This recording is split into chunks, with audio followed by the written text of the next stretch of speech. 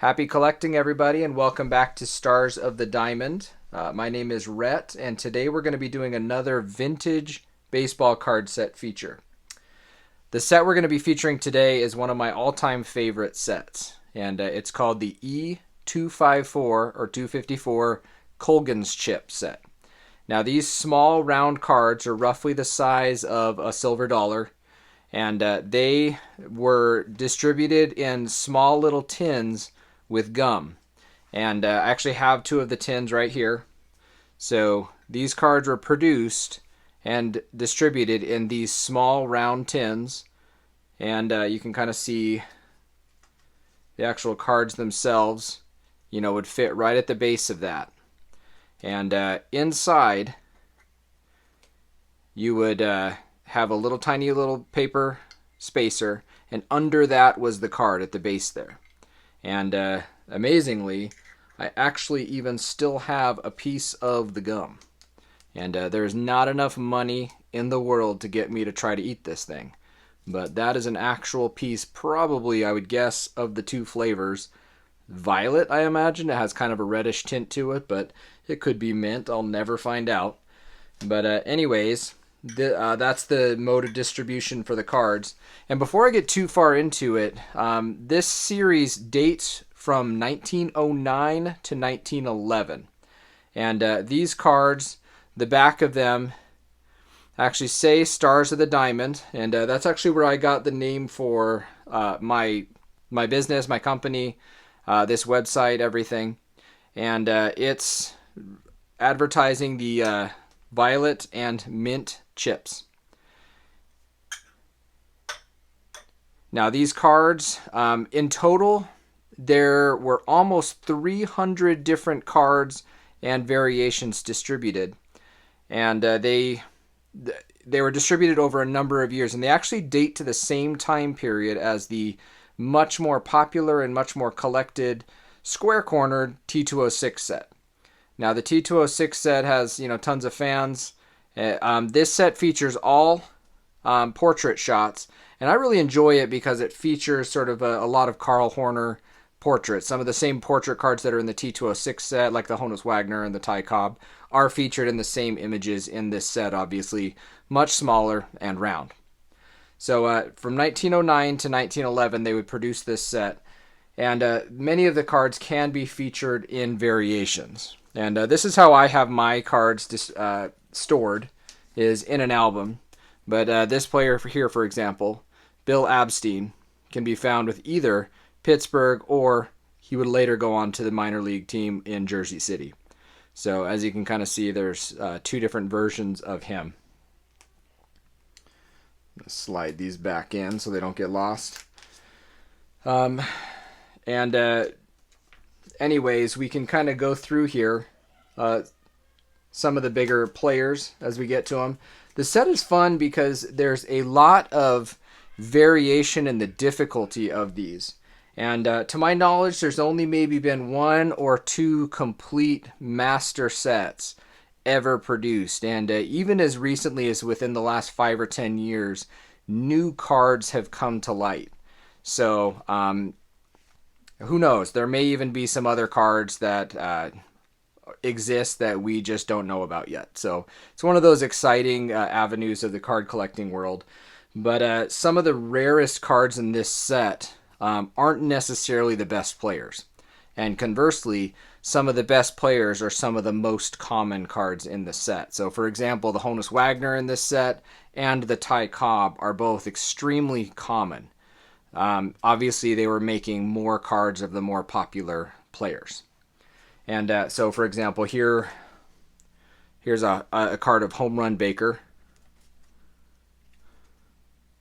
And all the backs are the same. There is a variation on the back on a few cards that's extremely rare. And when I get to the Fred Clark card, I'll kind of show you one. Show you the difference there. But like I said, some of the variations can be very, very difficult. Whereas this, for example, this Charlie Babb card for Memphis is pretty common. But the card for him with Norfolk, Virginia is extremely rare. and probably less than a dozen of this particular card known to exist. And another one of those sets where you can't be too picky with condition. You kind of take them however you can find them, and kind of worry about upgrading later. So I know a lot of you guys do a lot of graded card sets. I don't necessarily do that. Again, if I have a card, if I buy a card and it's already graded, I generally don't bust it out. I keep it that way. But I like to keep my cards and albums just for storage space-wise. But we got some. It's a good mix. We've got a lot of major leaguers and minor leaguers as well. It's probably about 50-50 mix. Some of the minor league cards are some of the more difficult ones. And again, some players can be found with variations. Bill Bartley here can be found either with his name kind of rounded around the edges or sort of a horizontal name like this. And just really great portraits. You can really see the players' faces and images really, really well. And if I do have a graded card, obviously for me, I just kind of put a little slip of paper in there and let us know where it's at. But I don't want to go too far into it. If we get too deep down the rabbit hole, this is going to take forever. But I just kind of wanted to feature the set just so that some people that may not be aware of this set get some exposure to it. Roger Bresnahan, Hall of Fame catcher. And kind of interesting that all three of the Tinkers, Evers, and Chance are all in this set, just like they are in the T206X. It literally dates to the exact same years. And so here's the Ty Cobb, actually. I guess that's a pretty featured card. So same image that's in the portrait version of the T206. This is the famous Carl Horner image of Ty Cobb in the red background and green background version of T206. Actually a pretty solid card here.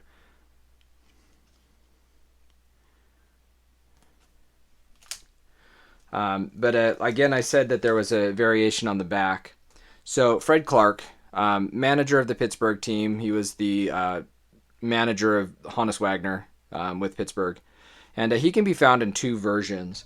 And he can either be found, with Pittsburgh spelled without the H, or in a Pittsburgh version kind of with the H. So those count as sort of two different versions of that same card. But this example with the H is much, much rarer, but there's actually a bigger difference with these two. So this has the normal back. It says Stars of the Diamond at top, 1 in every 5-cent package of Colgan's Violet and Mint chips. The gum that's round, beware of imitations. But if we turn over this one, you're going to see a distinct difference on the base at the back. And it says, instead of just ending at the gum that's round, it says 208 in present series. And that's an extremely rare back to find. It's actually unknown currently how many different subjects are found with that back. I would doubt that it's 208 because it's only been documented on probably a couple dozen different backs over the many, many years that this set has been collected. So extremely, extremely rare back variation on that. And most collections, I have almost the full master set here. And I have one. I have one example with the 208 in present series. They tend to show up in little groups, all with the same. So there may have been a printing that had this, whereas the other, all the other printings didn't. So rare back variation, tough to find. A lot of people aren't really aware of it. A lot of really great, players. Here's Chance from the Tinkers, Evers to Chance. Of the three, definitely the best player. You got some great guys like here, for example, is Jake Dalbert, who arguably should be in the Baseball Hall of Fame. This was prior to him playing in the major leagues, and he was with Memphis at this time. And then between 1909 and 1911, he had been signed by Brooklyn, and so they reissued the card now with a new team. So just fun stuff. Lot of layers in this set to collect. I would say of the nearly 300 cards that they produced, if money is no object for you, you can probably get to about 175 to 200 of these with just a little bit of patience and some money. after that, beyond that point, it starts to become a real slog, and you'd be hard pressed to kind of get to that 250, 275 mark. And beyond that, once a card that you actually need comes up for sale, you pretty much have to be prepared to buy it at that point because you don't know when the next time you're going to see it. And again, just another example of sort of the difference in rarities. This is not Stan Kowaleski. This is his brother Harry Kowaleski, whose nickname was the Giant Killer.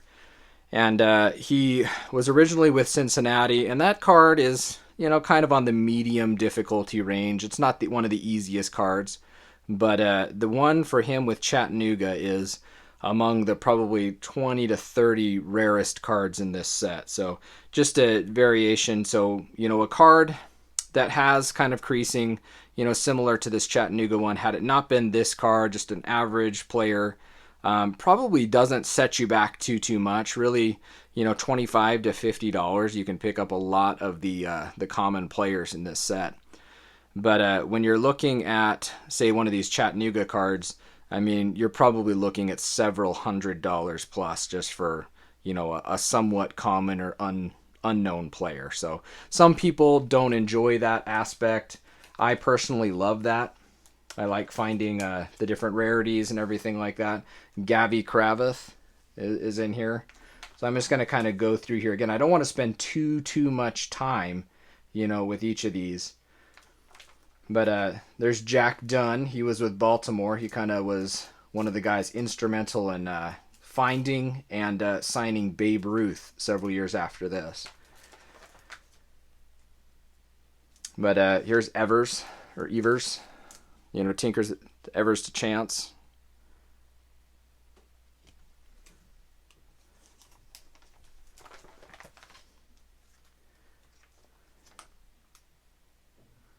And again, you know, just some fun teams. Some certain teams, for example, all the Baltimore guys tend to be pretty popular. And so kind of on the probably rarest third of the set, his name was actually Frick, not Freck, but they misspelled it as Freck on here. And he's actually found for Baltimore and Toronto, misspelled in both teams. But again, sometimes the variations are minor. And as you can kind of see on these two of John Halla, his name is just a little bit smaller here versus here, spaced a little bit further away from his ear. Some people collect him like this. I'm kind of you know, I got a little bit of OCD, so I collect all versions and variations. But not everybody does. So if you're looking for sort of one example of each player, pretty doable set. If you get into the minutia of, you know, kind of collecting every single variation, then it gets a lot more difficult. Huey Jennings down here. And actually, this was kind of an interesting one. Later in the 1910s and teens, Harry Hooper would go on to have a Hall of Fame career and is in the Baseball Hall of Fame. But originally, when he was produced, they made an error and actually put Harry Hooper on the Boston National League team, a team which he never played for. And they later corrected that so that he was now on the Boston Red Sox. And so this is technically a Harry Hooper rookie. He's not featured in the T206 set or anything like that. So this is really his first ever item. And if you're wondering which one came first, the chicken or the egg, likely our Harry Hooper with the National League is the first produced card, making the error, and then they corrected it later on. So pretty interesting Hall of Famer rookie card, if you will.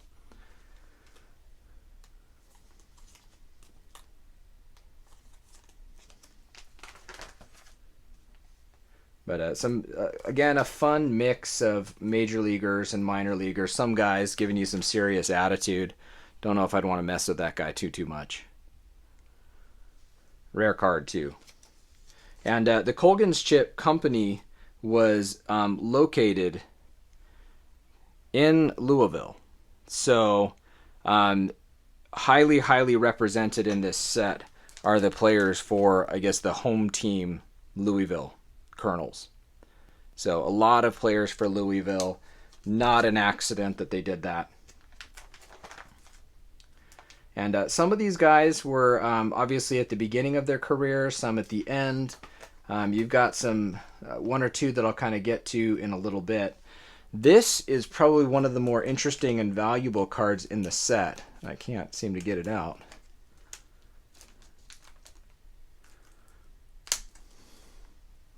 But this is the first ever card of a young minor league baseball player named Joseph McCarthy. And Joe McCarthy would later go on to become a Hall of Famer, but not as a baseball player, but as a baseball manager. And he was the manager for many of the great Yankees teams during the 1930s. And this is Joe McCarthy's first ever card. It's a really tough card to find. One of the tougher cards in this series to find, but it's tends to be pretty pricey now that people have positively identified that this is Joe McCarthy, the Yankees manager from the 1930s.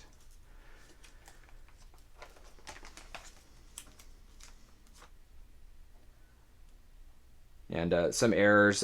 George Mullen down here was originally produced with his name misspelled with an E, and they later corrected that.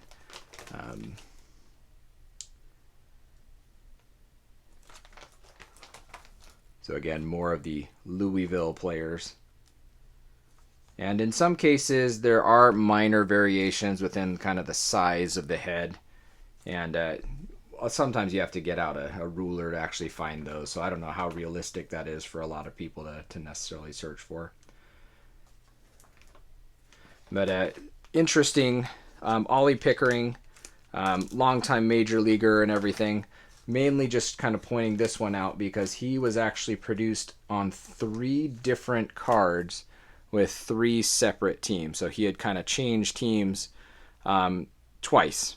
So he was produced in Minneapolis, with Omaha, and with Louisville. So same photo, 3 different years. And I don't have in front of me which team he played for in which year, but kind of an interesting breakdown that you can kind of pinpoint exactly when these players played for these different teams. So kind of interesting in that.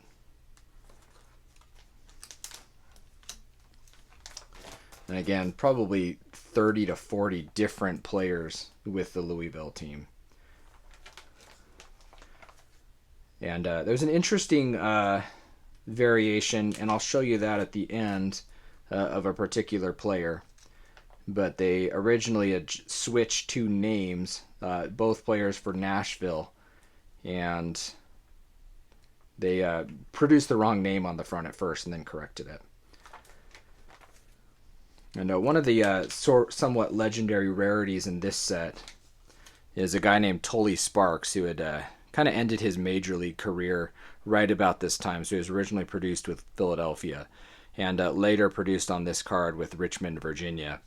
The Richmond, Virginia version is one of the rarest cards in this particular series, and there's probably less than a dozen known of this particular card in the world.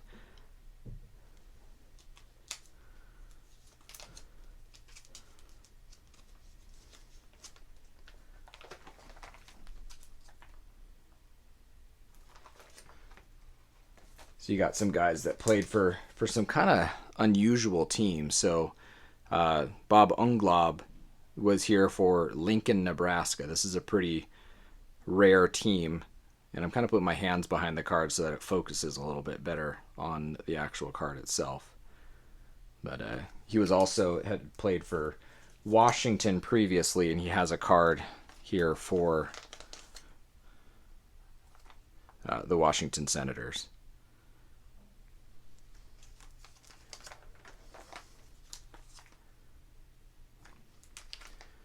All right. And so one of my favorite cards, I don't have the Honus Wagner here at the house, but here's another one that's pretty great. The Cy Young card for Cleveland. At some point I'll get an upgrade so that it doesn't have a crease going through his face, but fun card. And if you ever get these, I'll kind of pull one out so that you can kind of see. I'm just going to choose a random guy here. These are extremely, extremely thin. And they are, kind of slightly bendable. They are very, very fragile cards, but due to their construction and their size, obviously there's no corners to worry about when dealing with condition.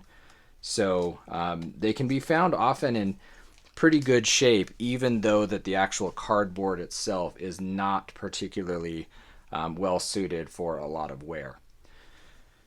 But so that kind of goes through my near master set here. But I kind of wanted to end with one guy being featured, kind of a nobody players. But as you can kind of see, same photo, two different names. Again, same photo, two different names. So originally they had mistakenly printed these two players like this. COBB and Wiseman.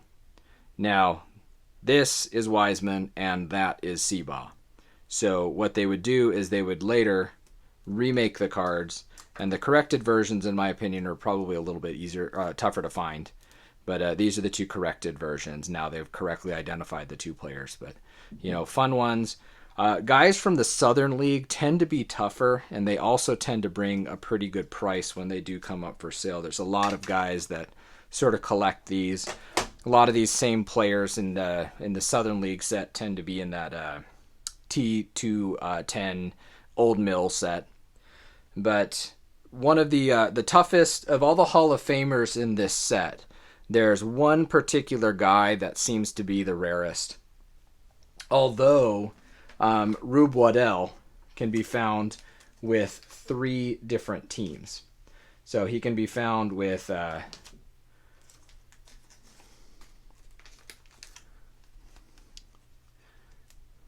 the St. Louis Browns, first off. Then he was also produced with Newark, New Jersey. And then in a third version, he was produced with Minneapolis. So kind of 3 separate versions of Rube Waddell. He would, pretty colorful character in baseball history. So if you have some time if you don't already know about him or aren't aware of his history, truly, truly fascinating story to kind of read about. And a lot of people that do, research early baseball, he tends to be one of their favorite players to research. Would pass away, somewhat recent, soon after these cards were made. His baseball career was pretty much winding down about this time. But that's pretty much the E254 set. Now, there's no conversation about the Colgan's chip set would be complete if we didn't talk about the sets that would be produced later. So from 1909 to 1911, they would produce these cards. And here's the Ty Cobb. And again, they say clearly Stars of the Diamond at top, the gum that's round. These cards were produced all by the Colgan's Gum Company. And as we can kind of see here. And about 1912, the Colgan Gum Company was purchased by another company called the Auto Sales Gum and Chocolate Company. And sometimes you can find these same tins no longer with the Colgan Gum Company, but now they say Auto Sales Gum and Chocolate. Now, the Auto Sales Company started to produce, they bought a successful company. These were kind of produced everywhere. They're not the rarest cards in the world, but they would make new sets. And after the 1911 set, they would no longer say Stars of the Diamond on the back. The next year, they would make a really distinctive looking set that instead of having this, black and white image, they would add a red border around it. Really beautiful set, especially if the red is well centered. Unfortunately, that's not always the case, and as you can kind of see here, they sort of missed it a little bit. But these, if we kind of flip them over, have a distinctly different back to them. And so now, instead of saying Stars of the Diamond at top, it says send 25 box tops. And we can, and there actually have been found a couple of these world pennant winning team large panoramic pictures that have been found over the years. So this would be dated from 1912 if they have the red border. Now, in 1913, they would produce another series of cards, and by far the rarest of the three is what is usually called the tin tops back. And the reason they call them that is because now at the top it says, send 25 tin tops from Colgan's Violet and Mint chips and receive that world pennant winning team. So very similar to the red border back, but now it says tin tops instead of box tops. So if you're looking here, the Stars of the Diamond is 1909 to 1911. The red borders have this back here, and these are on distinctly thicker paper, and they tend to chip around the edges on the back. So something to keep in mind when grading those or trying to determine a grade. The chipping is normal, okay? And then they went back to sort of a similar style to the E254s for the tin tops. Thin card, everything like that. But again, the rarest of this series is here. This set is really cool because it's from 1913. And the tin top set features one of the rarest Shoeless Joe Jackson cards. And in 1913, it was also produced and features a really extremely rare and valuable card of Native American athlete, one of the greatest athletes of all time, Jim Thorpe. So those are two super duper highly prized cards, and they're only found in the tin tops back. Most players within the tin top series are probably known in a dozen or less examples of each card. And nobody that, to my knowledge, has come close to completing the tin top set. Really, with that said, it's more a matter of there might be a team that somebody likes and they try to get all the guys for that team, or you're just trying to get as many different examples, from that particular series. And so in a lot of ways it's collected similar to a set like the N172 Old Judge, Goodwin Company Old Judge set, where nobody actually goes for the full set. But anyways, also there's one other series that's closely related, and that is what some people refer to as the proofs set. And I have an example here. So you have, kind of your regular Colgan's chip card of Fred Clark here. And the proof card is distinctly different, and they're in no way an actual proof. Okay, there's nobody that has found any evidence that they're proof cards.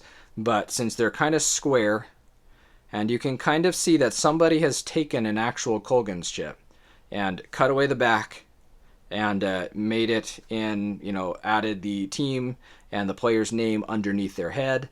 And it comes in this distinctly square version.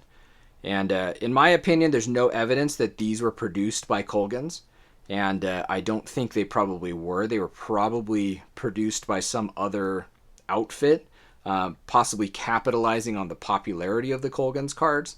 And it may even be one of the reasons that on the back of the Colgan's card it says beware of imitations. So anyways, these are the proof cards. Very, very thin paper stock, easily damaged, but really easy to tell the difference because they're on square. And it could have been a competitor of Colgan's that was kind of trying to rip them off or something like that. But pretty rare cards, probably similar in rarity to like the red borders or something like that. But anyways, that's the Colgan's chip series of 3 to 4 different sets, depending on what you're including in that. And anyways, I hope you like it. And it's always been one of my favorite sets. It's a set that can take a lifetime to collect, and you can kind of collect it in any way that you want. I know some people that do certain teams, just the major leaguers, just the minor leaguers, and that's about it. But anyways, thanks for tuning in to Stars of the Diamond, and be sure to hit that subscribe button and like our videos and get notifications when we add new videos. And again, as always, if there's any set that you would like me to feature in a future video, drop me a line, let me know, or you can kind of comment in the comments below. If you have a favorite card or you want to ask some questions about this particular set, be sure to let me know, and I'm more than happy to do so. Okay? As always, everybody, happy collecting.